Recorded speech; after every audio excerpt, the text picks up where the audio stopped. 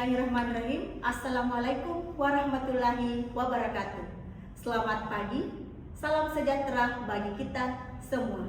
Perkenalkan, saya Mene Pradila, SKM Mars, adalah salah satu dosen program studi S1 Administrasi Rumah Sakit Fakultas Ilmu Kesehatan Universitas Cokro Aminoto, Makassar.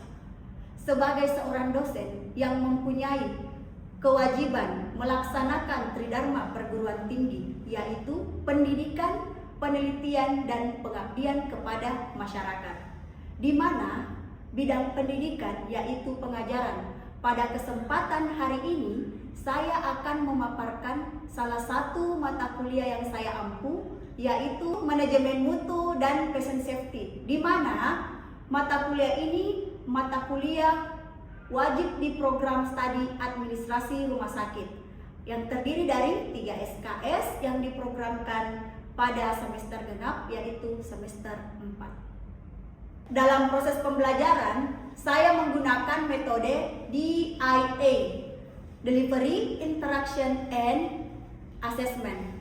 Aspek delivery yaitu proses pemberian materi kepada mahasiswa. Adapun deskripsi mata kuliah ini yaitu mahasiswa belajar bagaimana menguraikan tentang mutu dan siklus organisme dan infeksi nosokomial, konsep desinfeksi, konsep sterilisasi, dan konsep prinsip patient safety, standar keselamatan pasien, peran perawat dalam patient safety, standar keselamatan pasien, kebijakan yang mendukung patient safety, kebijakan yang mendukung patient safety itu sendiri apa saja, dengan CPL Prodi atau capaian pembelajaran lulusan program studi yang dibebankan kepada mata kuliah yaitu sikap, keterampilan umum, dan pengetahuan.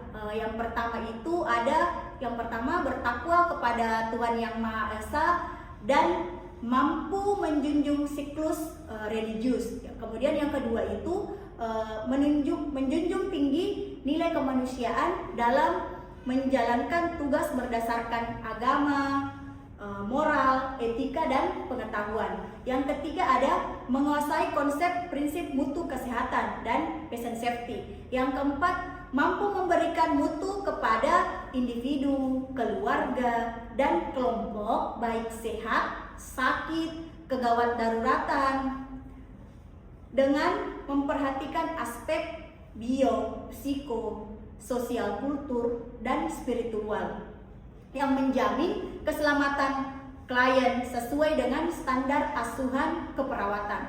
Yang kelima, menunjukkan kinerja dengan mutu kualitas yang terukur, yang kemudian diturunkan pada CPMK atau capaian pembelajaran mata kuliah, yaitu yang pertama, mahasiswa mampu menjelaskan konsep mutu, layanan kesehatan dan keselamatan pasien. Yang kedua, mahasiswa mampu menjelaskan teknik mutu dalam memutus rantai infeksi. Yang ketiga, mahasiswa mampu menunjukkan kinerja yang menjamin keselamatan pasien sesuai dengan standar keperawatan.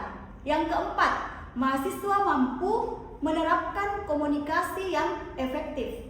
Yang kelima, mahasiswa mampu memahami prinsip-prinsip mikrobiologi dan parasitologi dalam patient safety. Yang keenam, mahasiswa mampu memahami pengendalian infeksi.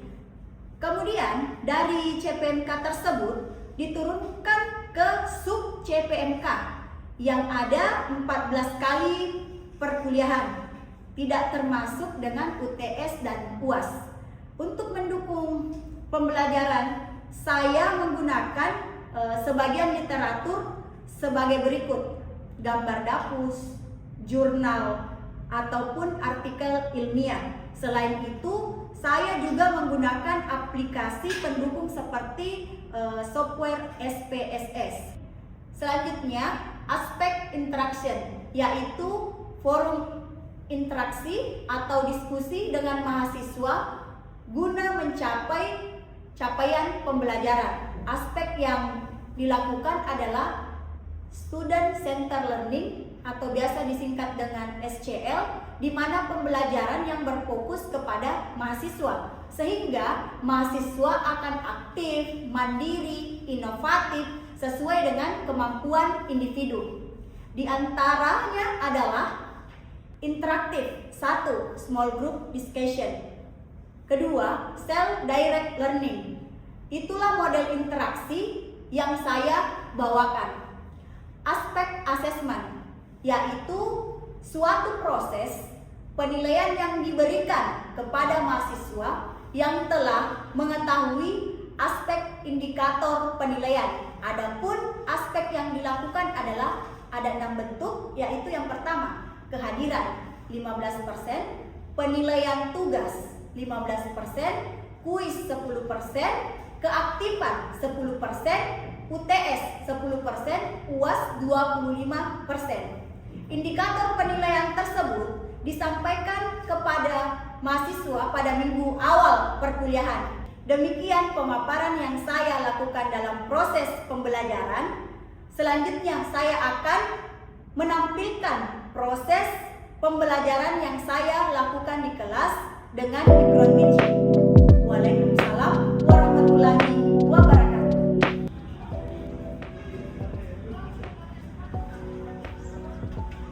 Assalamualaikum.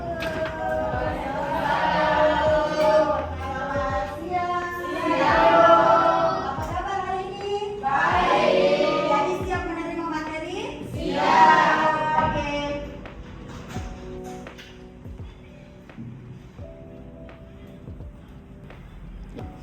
Oke, baiklah, Saudara Puan sebagai ketua kelas, silahkan pimpin doanya deh untuk teman-temannya berdasarkan keyakinan masing-masing. Silahkan. Mari kita berdoa sebelum belajar sesuai agama dan keyakinan masing-masing. Berdoa dimulai. Assalamualaikum warahmatullahi wabarakatuh dan selamat siang.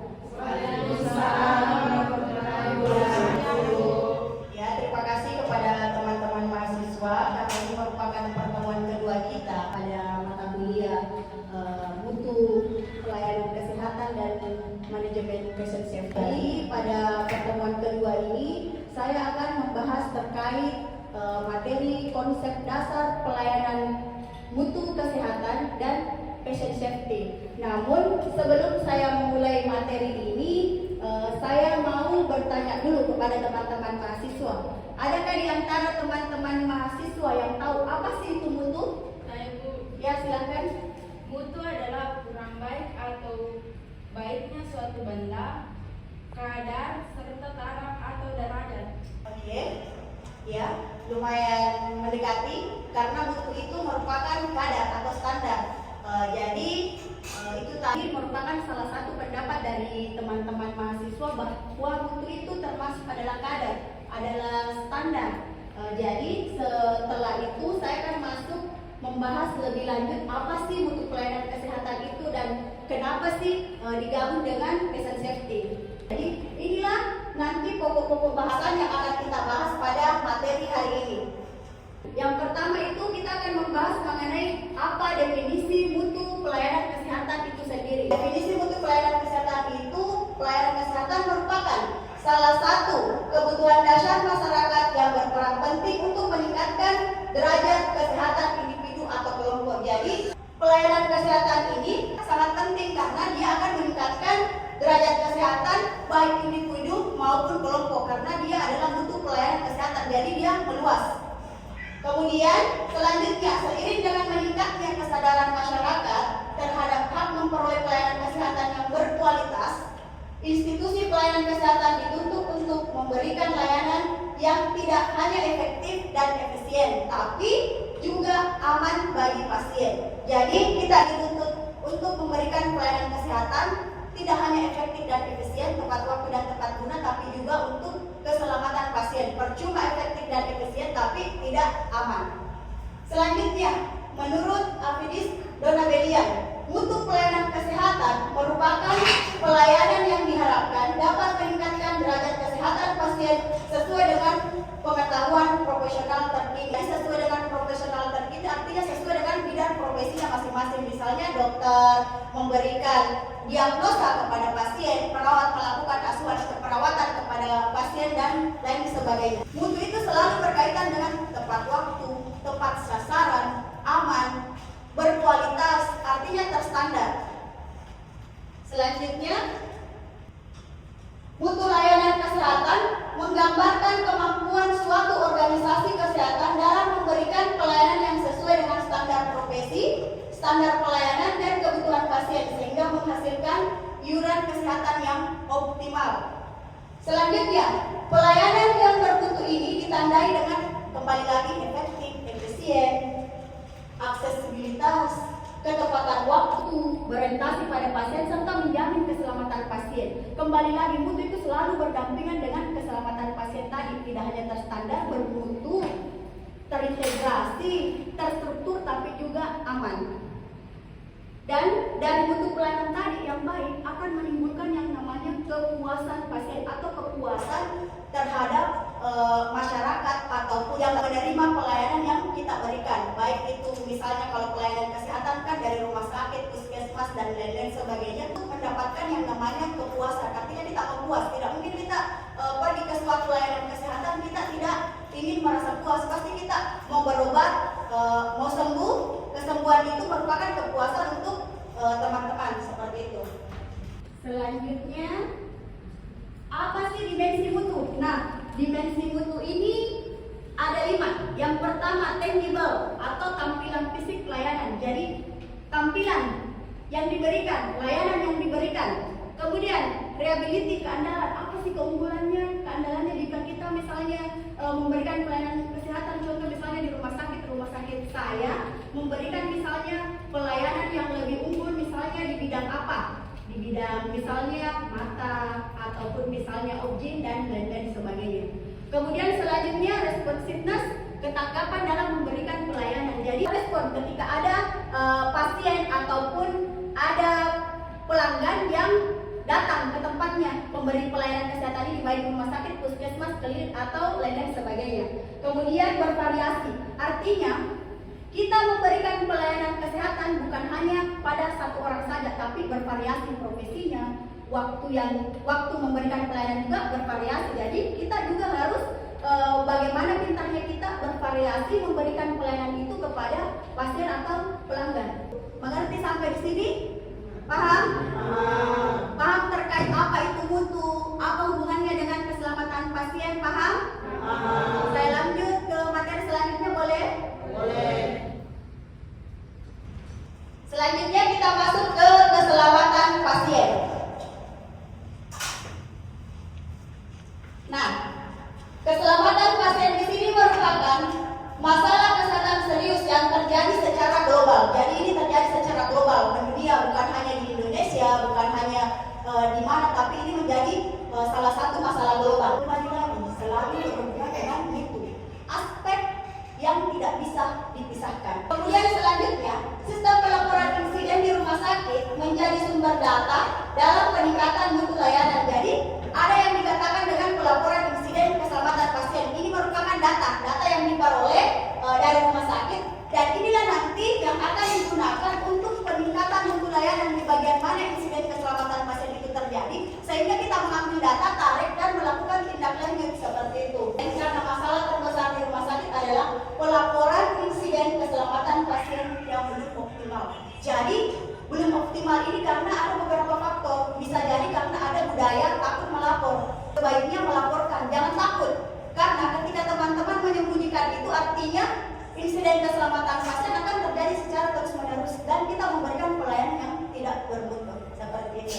Teman-teman bisa lihat pada SKP 6 itu dia mengurangi resiko cedera pasien akibat jatuh. Di mana saja sih kejadian pasien jatuh itu di mana saja?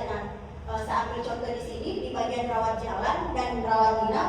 Kalau di rawat jalan itu biasanya untuk mencegah terjadinya pasien resiko jatuh ini ada kalung resiko jatuh. Jadi salah satu tanda bahwa untuk mengurangi resiko cedera pasien jatuh. Kemudian yang kedua ada gelang resiko jatuh, penanda gantungan dan pemasangan hand railing dan kunci roda. Biasanya hand railing itu ada di setiap dinding rumah sakit. Jadi ketika pasien mau berdiri ketika berkunjung ke rumah sakit jangan katakan bahwa apa sih gunanya adrenalin itu, yang pemapa-pemapa itu, jadi itu gunanya untuk mencegah pasien jatuh. Baiklah, itulah materi saya untuk siang hari ini. Saya persilahkan bagi teman-teman mahasiswa untuk bertanya, 2 orang penanya saja di sesi siang ini ya. Silahkan sebutkan nama.